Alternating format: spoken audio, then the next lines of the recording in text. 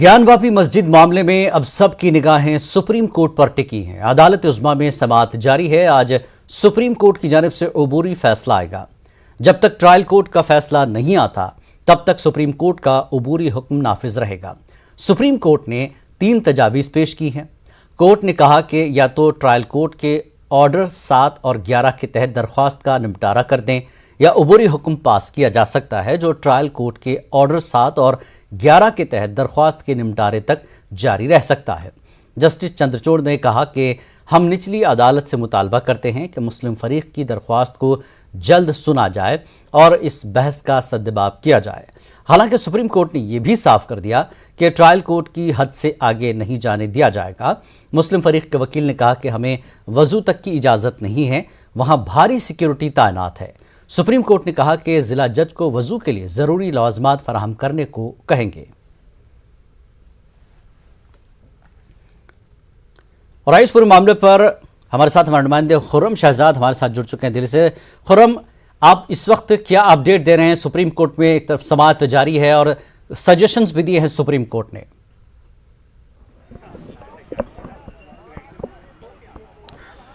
देखिए जिलानी, अभी सबसे बड़ा और अहम अपडेट ये है जो कि 1991 का जो एक्ट है, वर्शिप ऑफ प्लेस एक्ट, जिसके तहत मुस्लिम पक्ष की तरफ से ये कहा जा रहा था ये जो मामला है ज्ञानव्यापी का जो विवाद है ये चलना ही नहीं चाहिए, इस पर सर्वे ही नहीं होना चाहिए था।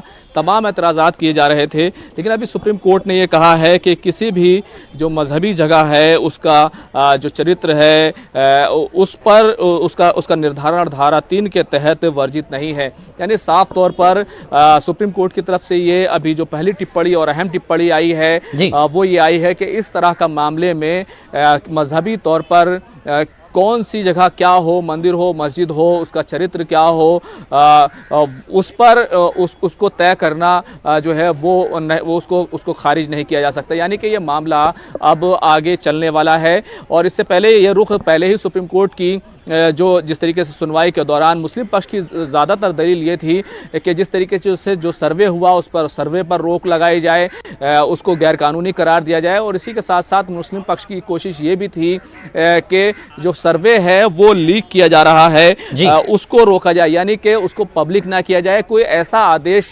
कोई ऐसा हुक्म कोर्ट की तरफ से आ जाए।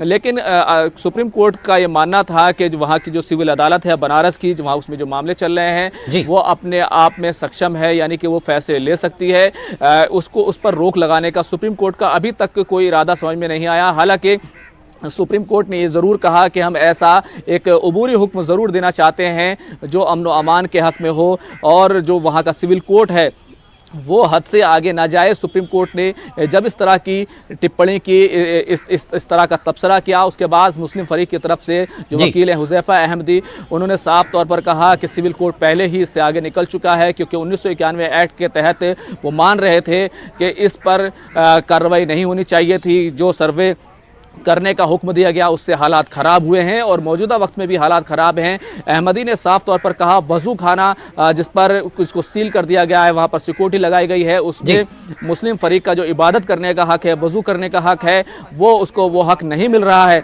तो जिलानी, तो ये एक अहम बात है, क्योंकि जिस तरीके से इस पूरे मामले में ये कहा है कि किसी भी मजहबी स्थान का चरित्र जो है वो धारा 3 1991 की जो है उसको नहीं रोकता है। तो इससे साफ है न सिर्फ मथुरा का मामला आगे बढ़ने वाला है बल्कि कुतुब मीनार का भी मामला खुलने वाला है। तो ये तमाम चीज़ें होने वाली हैं, लेकिन फ़िलहाल इस मामले में सुप्रीम कोर्ट का ये अहम तबसरा आया है। हो सकता है जब सुप्रीम कोर्ट अपना एक अबूरी हुक्म दे तो उसमें इस मामले को ज़रूर तय करे कि क्या सर्वे रिपोर्ट पब्लिक की जाएगी, क्या सर्वे रिपोर्ट को लेकर के फ़िलहाल उसको पब्लिक करने पर रोक लगाई जाएगी, क्या सर्वे ठीक था। 1991 का जो एक्ट है जब तक उस पर बात तय नहीं हो जाती कि ये तमाम जो मकामात हैं जिन पर दावा किया जा रहा है हिंदू फरीक की जानिब से, क्या वो ठीक है, जब तक ये तय नहीं, तो उस पर भले ही रोक लग सकती हो। लेकिन अहम जो तबसरा है वो फिलहाल जिलानी यही आया है कि उसका चरित्र का निर्धारण, यानी कि वो हिंदू के लिए रहेगा या मुस्लिम के लिए रहेगा, मस्जिद रहेगा, मंदिर रहेगा, उस पर रोक नहीं है, उस पर मतलब सुनवाई हो सकती है। तो जिलानी एक बहुत ही अहम टिप्पणी जो है वो सुप्रीम कोर्ट की तरफ से की गई है। फिलहाल अभी हुज़ैफा अहमदी वहां पर दलीलें रख रहे हैं। हालांकि मुस्लिम फरीक जो है वो ये चाहता है कि फिलहाल जो जिस तरह से वहां पर सिविल कोर्ट में ये अर्जी दी गई है कि वहां पर दीवार को गिरा दिया जाए, जो दीवार नंदी जो वहां पर नंदी है और जो शिवलिंग होने का जिस पर दावा किया जा रहा है, उस फव्वारे के बीच में जो दीवार है उसको हटा दिया जाए।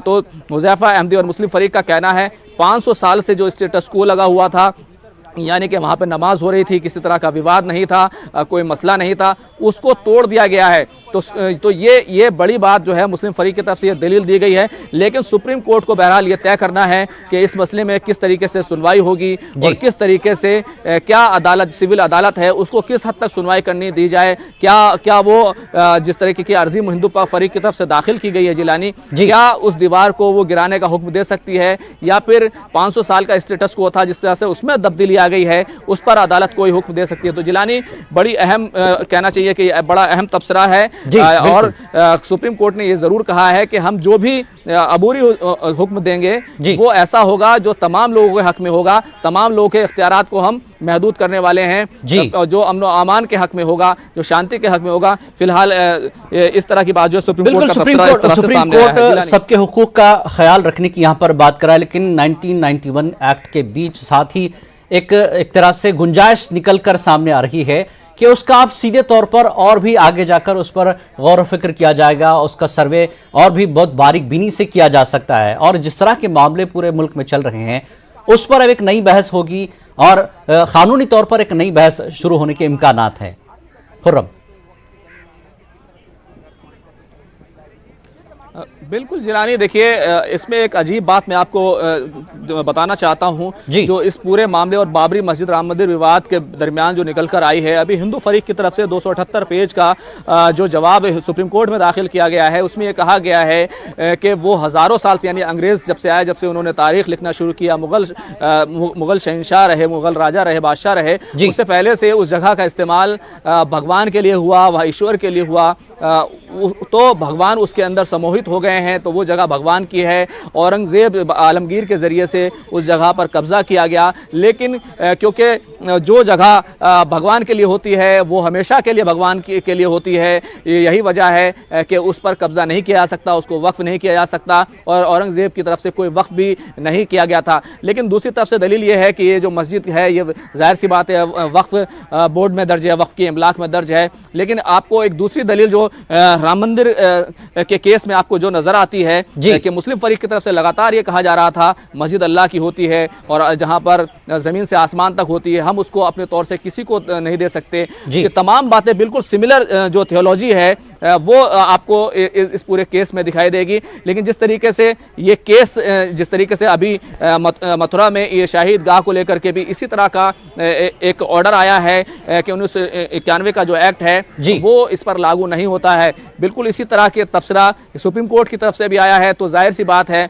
कि अब जो दूसरे तमाम मज़हबी मकामात हैं वहाँ पर तनाज़ा और विवाद जो है वो आगे बढ़ने वाला है और इसी तरह के सर्वे देखने में आ सकते हैं। लेकिन अभी सुप्रीम कोर्ट को यह तय करना है क्या वाकई वो इस तरह का कोई हुक्म देने जा रहा है। फिलहाल हमें इस पर नज़र रखनी होगी कि किस तरह का अबूरी हुक्म है वो सुप्रीम कोर्ट की तरफ से आता है, क्योंकि सुप्रीम कोर्ट ये कह रहा है कि वो अमन व अमान के हक़ में और तमाम फ़रीक़ैन हैं उनके हक़ में और तमाम फ़रीक़ैन के इख्तियारात को महदूद करते हुए एक हुक्म जो है वो जारी कर सकता है। तो ये 1991 के एक्ट पर जो है एक बड़ा सवाल वो जरूर खड़ा हो गया है। जिस तरीके से मुस्लिम फरीक की तरफ से लगातार ये कहा जा रहा था 15 अगस्त 1947 के वक्त जो मजहबी इबादत गाहें हैं चाहे वो किसी की भी हों उनमें तब्दीली नहीं की जाएगी। लेकिन हिंदू फरीक की तरफ से ये दलील दी गई कि हम उसमें तब्दीली नहीं कर रहे हैं, बल्कि उस जगह में तब्दीली नहीं हो रही है, बल्कि क्योंकि वहां पर पहले से मंदिर था, हम सिर्फ इबादत का हक मान रहे हैं। लेकिन जिस तरीके से 1991 के वर्शिप प्लेस एक्ट और मौजूदा जो समात है इसके दरमियान जो टकराव देखने को मिल रहा है वो एक कहना चाहिए उस पर किस तरह से कोर्ट आगे बढ़ेगा, ये बहुत ही अहम बात होगी। बिल्कुल, सबकी निगाहें सुप्रीम कोर्ट पर है, किस तरह का उबरी फैसला आ सकता है। बहुत बहुत शुक्रिया खुर्रम शहजाद इस पूरी तफसीली जानकारी के लिए, नाजरीन को वाकिफ कराने के लिए।